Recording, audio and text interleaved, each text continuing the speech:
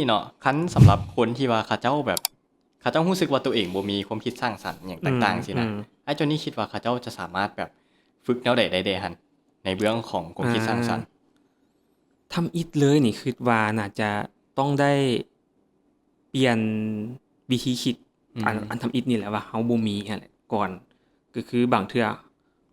เฮาบ่ฮู้ซ้ำว่าแม่นไผบอกเฮาว่าอืมเอ้ยเจ้าบ่มีความคิดสร้างสรรค์เว้ยหรือว่าตั้งแต่ตอนใดที่เฮาเริ่มคิดว่าเฮาเป็นคนบ่ได้มีความคิดสร้างสรรค์ซี้นะมันอาจจะผ่านประสบการณ์หยังบางอย่างตอนสักยังน้อยหยังซี้เนาะแต่ว่าอยากอยากให้แบบ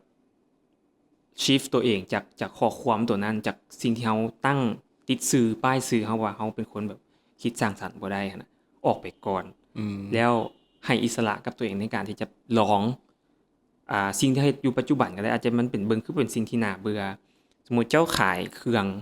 บางอย่างอยู่เจ้าก็ขายปกติเจ้าก็ขายเครื่องอยู่แล้วแต่ว่าเจ้าลองเอาประสบการณ์อื่นๆเอา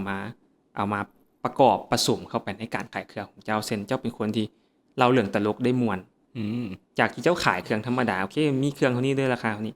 เจ้าลองเอาอีหยังบางอย่างที่เป็นมุกตลกหรือเจ้าแบบสิ่งที่เจ้าเคยเฮ็ดแล้วหมู่แบบม่วนนำเจ้าอะนะมาประกอบกับการขายเครื่องของเจ้านั่นแหละความคิดสร้างสรรค์เกิดขึ้นแล้วอืมแบบง่ายๆเลยหรือแบบอันอื่นๆก็ได้ทุกคนมันสิมีอีหยังบางอย่างที่เป็น